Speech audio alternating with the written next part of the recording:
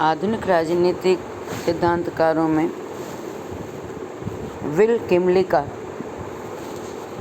का नाम बहुत प्रसिद्ध है।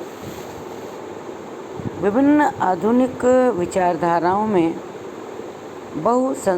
संस्कृतिवाद, इसको हम मल्टीकल्चरलिज्म बोल सकते हैं, मल्टीकल्चरलिज्म की अवधारणा अत्यंत महत्वपूर्ण है। विल किमलिका कनाडा के राजनीति वैज्ञानिक हैं जिनका उदारवाद और माइनॉरिटी राइट्स पर अच्छा काम है।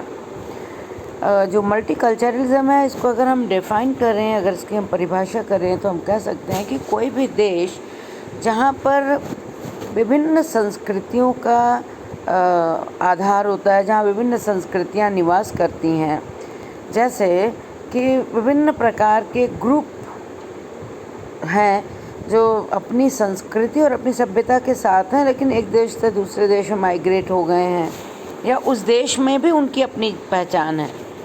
एक जैसे राज्य द्वारा एक जैसे नियमों का सब पर थोपना किसी भी दिशा में किसी भी समाज के लिए ठीक नहीं है। विल किमलिका का मानना भी यही है। उनका मानना है कि एक राज्य की यदि गतिविधियां हैं तो उसका यह आधार होना चाहिए कि जो भी संस्कृतियां हैं या बहुसंस्कृतियां हैं या सर्टेन जो group specific rights should be provided to या are necessary to protect and promote the well being of minority cultures within a liberal framework. Liberal framework में जनता के जो अल्पसंख्यक लोग हैं, अल्पसंख्यक जैसे आप देखते हैं हमारे यहाँ अल्पसंख्यक मुस्लिम्स को माना जाता है, ऐसा और देशों में नहीं है। अल्पसंख्यक का मतलब है जिसकी संख्या कम है, जैसे हमारे यहाँ भी सिख अल्पसंख्यक में हैं, ईसाई अल्पसंख्यक में हैं, पारसी अल्पसंख्यक में हैं। तो अल्पसंख्यकों के हितों की रक्षा की बात है। अल्पसंख्यकों के हित, उनकी संस्कृति, उनके नियम और उनकी परंपराओं को उस तरीके से ही प्रोटेक्ट किया जाना चाहिए। तो किमलिका के जो व्यूज़ हैं उसमें उनका माइनॉरिटी राइट्स के लिए लिबरल डिफेंस को चूज़ किया है। किमलिका यह मानते हैं कि जो हमारे उदारवादी सिद्धांत हैं, चाहे वो व्यक्तिगत अधिकारों के संरक्षण के लिए हों या व्यक्तिगत स्वायत्तता के लिए हों, इनके लिए आवश्यक है कि कल्चरल राइट्स ऑफ माइनॉरिटीज़ को सुरक्षित रखें। नॉट ओनली इकोनॉमिकल या राजनीतिक अधिकारों को, बल्कि उनका मानना है कि सांस्कृतिक अधिकार भी माइनॉरिटीज़ के सुरक्षित किए जाने चाहिए। तो कल्चर, एक संस्कृति जो है, उनका मुख्य बल देना है कि उन्होंने संस्कृति को एक चॉइस, एक चयन के विकल्प के तौर पर लिया है, क्योंकि जो सांस्कृतिक सदस्यता है वो किसी भी इंडिविजुअल को अपनी आइडेंटिटी, अपनी पहचान को सुनिश्चित कराने के लिए प्रेरित करती है, और वह उनकी स्वायत्तता के लिए और उनके अच्छे जीवन के लिए अत्यंत आवश्यक है।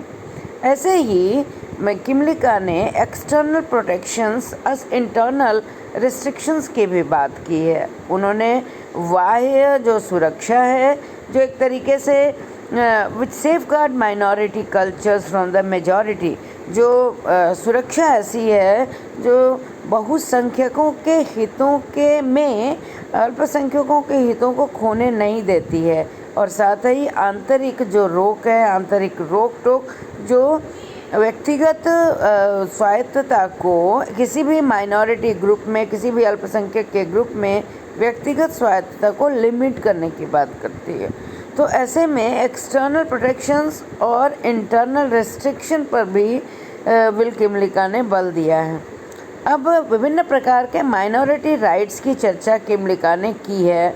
उनका यह मानना है कि कुछ विशेष प्रकार के माइनॉरिटी राइट्स होते हैं जिसमें कल्चरल राइट्स बहुत ज़रूरी हैं, वह सांस्कृतिक अधिकार हैं जिसमें लैंग्वेज, एजुकेशन और सांस्कृतिक अभिव्यक्ति से संबंधित अधिकार माने जाएंगे। माने इसका मतलब ये हुआ कि जो कल्चरल राइट्स के प्रोटेक्शन की बात है, उन कल्चरल राइट्स में भाषा, शिक्षा और जो सांस्कृतिक अभिव्यक्ति है, इनको शामिल किया जा सकता है। दूसरे जिस राइट की बात किमलिका करते हैं वह है सेल्फ गवर्नेंस राइट्स, मतलब स्व शासन के अधिकार। जैसे यह रिलेट करता है उस अधिकार को जो नेशनल माइनॉरिटीज़ के लिए होंगे, जिससे उनके अपने मामलों को कंट्रोल किया जा सके।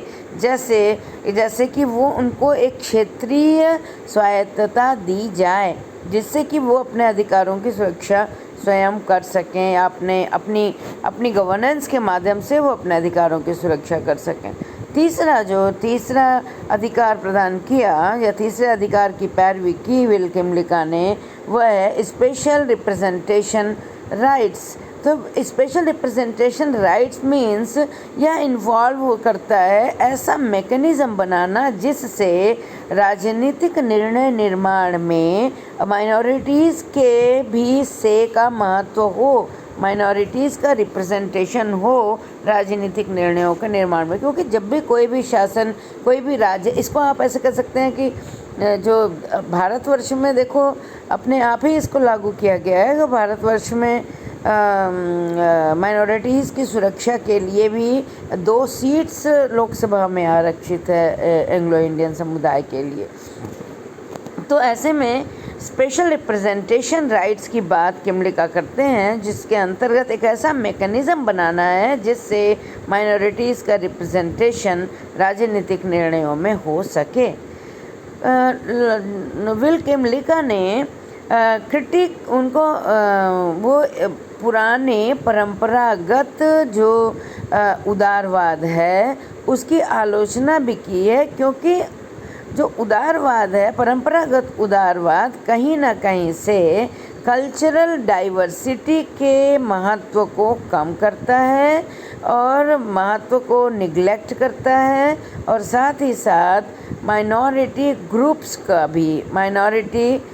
ग्रुप्स की आवश्यकताओं पर भी बल नहीं देता, क्योंकि वो बहुसंख्यक समाज के लिए काम करता है। इसलिए वो माइनॉरिटीज़ को अलग से स्पेशल कोई भी किसी भी प्रकार का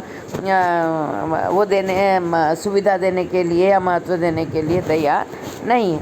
फिर से हम लोग एक बार किमलिका की बात करें तो हम कह सकते हैं कि किमलिका का यह मानना है कि जो परंपरागत राजनीतिक उदारवाद है, यह उदारवाद कहीं ना कहीं से इसकी टेंडेंसी रही है कि यह अल्पसंख्यकों के सांस्कृतिक विविधता को समाप्त करने के लिए प्रेरित करता है, या सांस्कृतिक विविधता को प्रमोट नहीं कर पाता है, क्योंकि यह बहुसंख्यक के लिए काम करता है।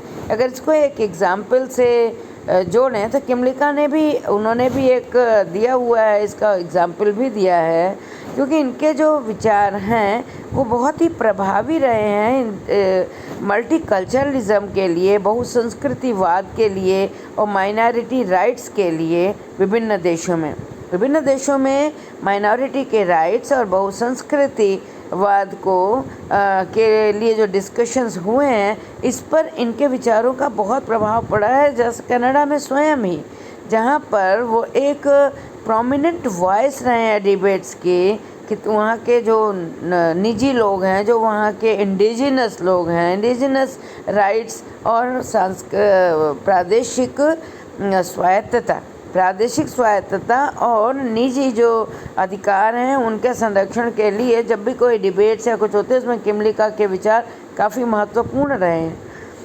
किमलिका के काम को क्रिटिसिज्म का भी सामना करना पड़ा, क्योंकि कुछ लोगों ने यह तर्क दिया कि उनका जो एक ग्रुप के राइट्स, ग्रुप के अधिकारों पर या माइनॉरिटी के अधिकारों पर जो बल दिया जा रहा है, ये कहीं ना कहीं व्यक्तिगत स्वाधीनता, व्यक्तिगत स्वायत्तता की तरफ ले जाएगा, जबकि उनका ये फ्रेमवर्क नहीं है यूनिवर्सली अप्रिशिएबल। क्योंकि ऐसी चीज़, यह एक तरीके से विभाजनकारी राजनीति की तरफ ले जाता है, जो परंपरागत उदारवाद का पार्ट नहीं है। इसीलिए किमलिका ने उदारवाद की, और उदारवाद की आलोचना करने वाले किमलिका और उदारवाद के नवीन संदर्भ में अपने हिसाब से प्रस्तुत करने वाले, जिसमें इन्होंने